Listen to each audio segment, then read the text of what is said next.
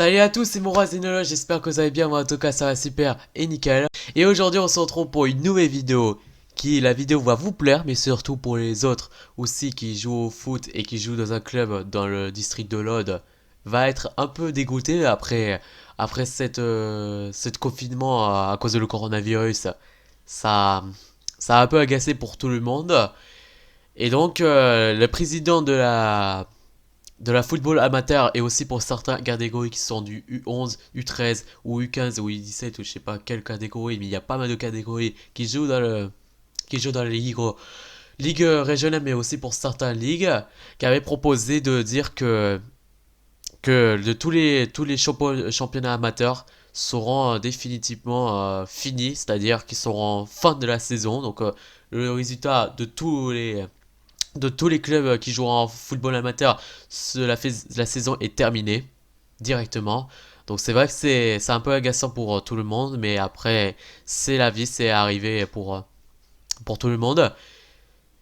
Mais bon, ils n'ont pas le choix, ils ont décidé de définitivement arrêter la saison pour qu'après l'année prochaine soit un peu plus en forme pour que les autres remontent leur catégorie, c'est-à-dire les U13 qui montent en U15 ou U15 ils montent en U17. Après, il y a pas mal de catégories qui sont un peu dégoûtées parce que il aurait tellement dû jouer au foot, il aurait tellement dû jouer au championnat et la coupe, alors qu'il y en a des autres équipes qui sont en quart de finale Occitanie, où ils doivent jouer aussi les quarts de finale de la Coupe de l'Aude et encore aussi demi-finale ou je sais pas quoi qui normalement il aurait aimé jouer pour espérer chercher la finale, mais le problème c'est que après à cause du président qui avait proposé de d'arrêter la fin de la saison, ben ça a un peu agacé pour tout le monde. Donc j'ai décidé de montrer de tous les résultats du GFC ou aussi de tous les GFC, de toutes les catégories, de tous les résultats. Voilà.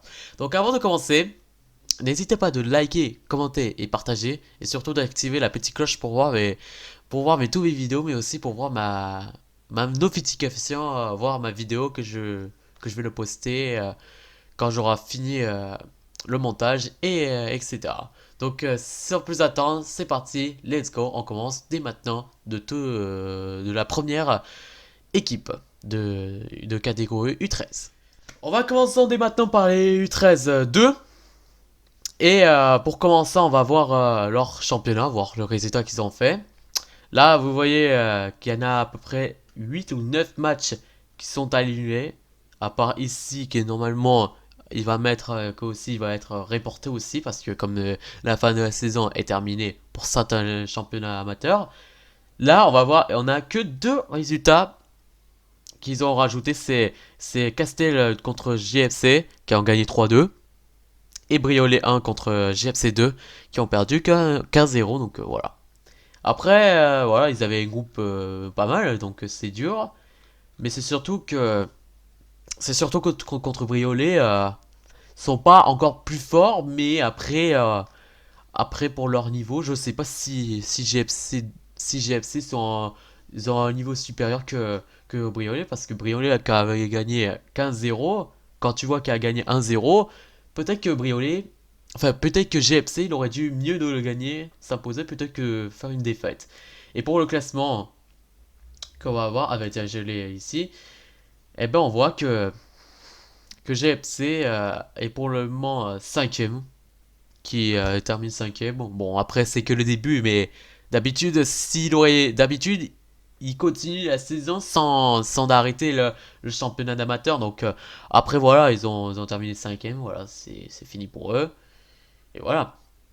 Et ce qui concerne pour la coupe, je vais voir s'il y en a là-bas. Alors, je vais voir s'il y en a. La coupe Pétavi. Voilà. Challenge Pétavi sont en huitième de finale. Et normalement, ils allaient jouer contre Arzens Alzon 2. Donc je crois que c'est vraiment Arzens 2. Mais comme le match, comme le confinement a décidé d'être en confinement pendant, je prends à peu près un mois, mais tout à l'heure ils avaient dit un mois et après ils reprolongent avec un mois de supplémentaire, bah ça veut donne que GFC peut pas faire le match des huitièmes de finale. Après contre Arzens, je pense qu'il aurait dû de de le gagner contre eux parce que franchement contre Arzens 2 c'est pas Franchement, c'est un peu plus facile pour eux. Mais il y avait pas mal de rencontres qu'ils ont pas fait. Il y avait Briolet 2 contre Trappel 2, 3. Et Conk 2 contre FU Narbonne. Alors j'ai été surpris parce que FU Narbonne, voilà. Ou on peut dire Fun, c'est pareil. Je savais pas, je croyais qu'ils allaient directement en huitième de finale de Coupe de Rhône, mais je crois qu'ils ont fait un mauvais résultat, donc ils avaient atteint en challenge Petavi. Et comme Massampuel et Treb qui vont jouer un gros match, franchement un gros match, mais bon, il y avait le match qui est annulé, donc tant pis pour, euh, tant pis pour le challenge Petavi. Et en passant, un autre U13, celle de l'équipe pro, pas pro, mais qui sont l'équipe GFC 1. Et voilà, tout simplement. Déjà, vous voyez que les résultats sont les matchs reportés, à part ici aussi, normalement ils sont reportés. Il y a deux résultats aussi qu'ils ont, qu'ils ont mis leurs résultats de GFC et les autres clubs qu'ils ont déjà joué. En fait, c'est pas leur seul championnat qu'ils ont joué aussi. Il y a aussi les deux autres championnats qu'ils ont joué. C'est la qualification d'élite, c'est-à-dire le Interdistrict que vous voyez là. Et il y a aussi un autre pool il y a six clubs compliqués, mais qui devaient jouer pendant cette pool. Donc voilà. Le premier, il y avait le match Narbonne contre GFC. Alors je vous dis, Narbonne pour me plaisir, c'est l'équipe favorite. Je peux, donc, donc pour moi, c'est l'équipe favorite. Il y avait pas mal de gens qui disent que c'est une équipe favorite en compagnie de Fac et aussi de Conk.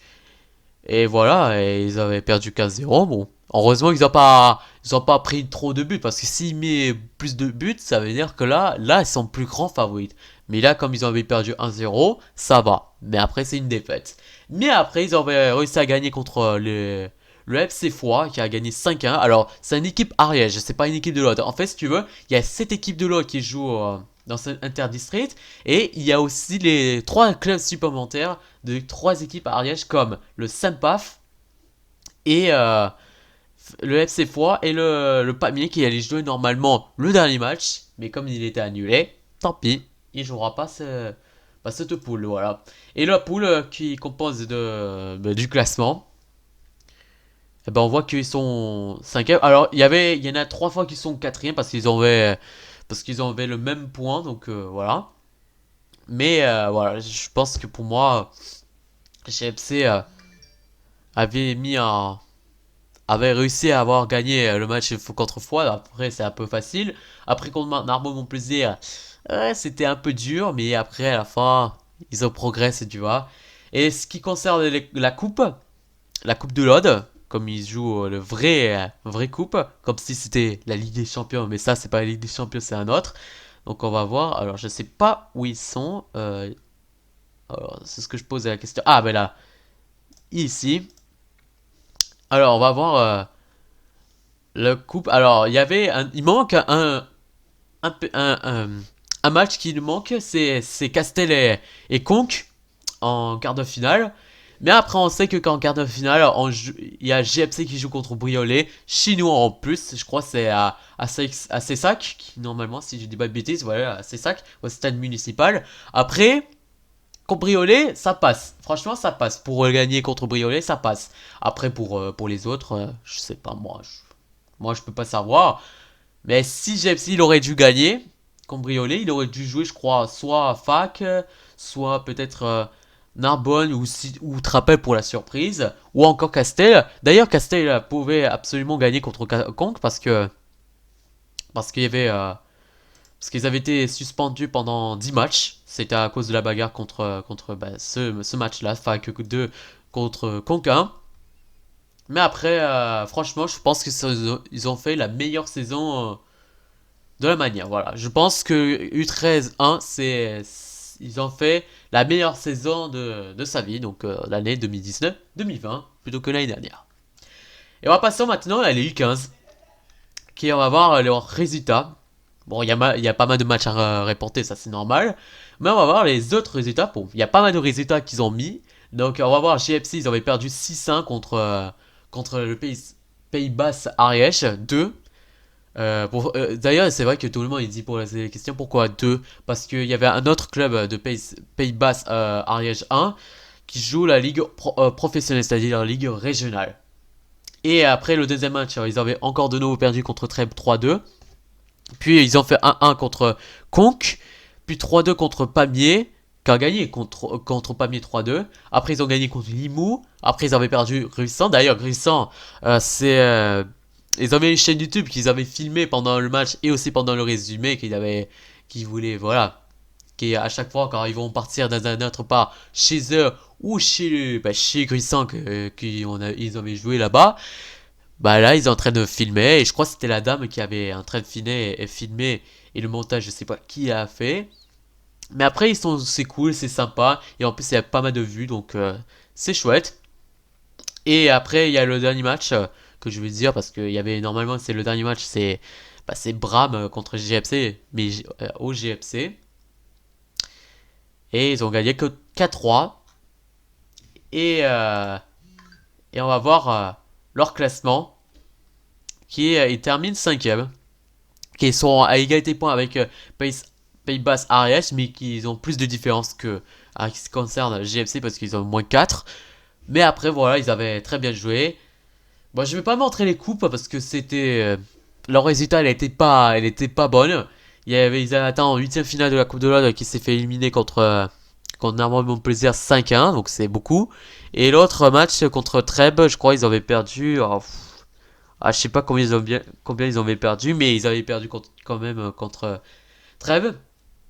Mais après, j'espère que l'année prochaine, ils vont essayer de se prendre en revanche et prendre de s'augmenter leur niveau. Parce que là, franchement, c'est la première fois qu'ils avaient joué en U15. Donc, j'espère que l'année prochaine, ça sera encore plus mieux que celle de la première.